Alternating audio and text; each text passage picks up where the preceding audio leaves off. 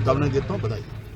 गुजरात के अमरेली के नीलवड़ा गांव में दलित और क्षेत्रीय समुदाय के बीच हुए विवाद में दलित युवक की पिटाई के बाद मामला तुल पकड़ता जा रहा है। पुलिस ने आरोपियों शिवाभाई ढाडल और लाला भाई ढाडल को मारपीट और जातिगत अपमान का मामला दर्ज कर एक आरोपी गिरफ्तार किया है। इस बीच आरोपी की बहन किरण बेनवाला, जो बाबरा पुलिस में तैनात है, उसने पुलिस पर प्रताड़ना और सस्पेंड करने की धमकी का आरोप लगाते हुए जहरीली दवा पी ली है। उन्हें गंभीर हालत में अमरेली सिविल अस्पताल में भर्ती कराया गया है। किरण बेन के भाई ने मीडिया के सामने आरोप लगाया कि उनकी बहन को गलत तरीके से फंसाया जा रहा है और निष्पक्ष जांच की मांग की। दलित समाज ने भी जिला कलेक्टर को ज्ञापन देकर न्याय की गुहार लगाई है। मामले ने प्रशासन और पुलिस की भूमिका पर सवाल खड़े कर दिए हैं।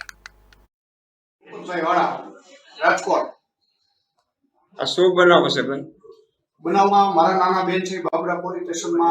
જોબ કરે છે, સર્વિસ કરે છે પોલીસમાં, અને મારા નાના ભાઈ જે છે ને એને કંઈક લીલોડા ગામે બનાવ બન્યો છે, એટલે એ બાબતે એ ભાઈ મળતા નથી, 4 દિવસથી ફરાર છે, અને એની ન મળવાના કારણે આ લોકોએ અત્યારે પોલીસ વાળાએ 4 દિવસથી મારા બેનને ઓન પેપર રાખ્યા છે, નથી અમને કોઈને મળવા દેતા, નથી કોઈ પ્રકારનું કંઈ કરવા દેતા, અને નથી બહાર આવવા દેતા, અને અમે લોકો ત્યાં જાય છીએ, અવારનવાર ધક્કા ખાઈ છીએ, તો કોઈ પ્રકારનો અમને જવાબ દેતા નથી, અને અત્યારે અમે કોર્ટે અમરેલી આવ્યા તો અમને ટેલિફોનિક ખબર પડી કે અમારા બેનને કંઈક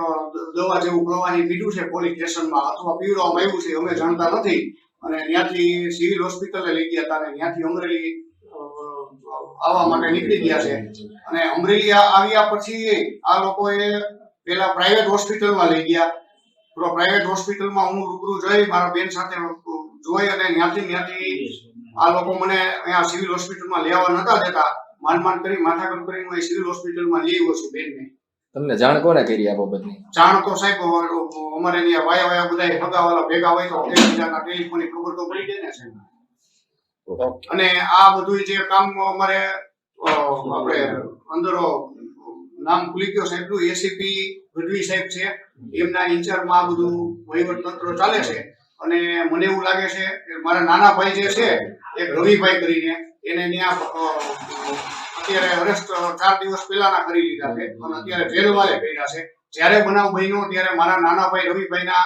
ત્યાં હાજરી નથી, એનું ટેલિફોનનું મોબાઈલનું લોકેશનથી માંડી તમારે જોવો એપ જોઈ શકો છો, એની કોઈ પ્રકારની હાજરી ત્યાં છે નહીં, આ બનાવમાં ક્યાંય છે નહીં, છતાં એની હારે ખોટી રીતે ટોચન કરી એની માર માર્યો છે। અત્યારે કોર્ટમાં એક પગે લંગડા હાલતા હતા દુલાભાઈને, એટલે માર માર્યો છે, અને એનું કોઈ પ્રકારનું, અને એની સિવાય અમારા સગાવાલાના અંદાજે 10 થી 12 જણાને લઈ આવ્યા છે, એમાં 2 જણા અવારનવાર આખો દિવસ બેસાડીને મોકલે છે, એમાં આજની તારીખમાં 2 મારા સગા પોલીસ સ્ટેશને સવારના બેઠા છે। અત્યારે આ બધો બનાવ બન્યો ને એટલે 2 જણાને અત્યારે મેં જવા દીધા,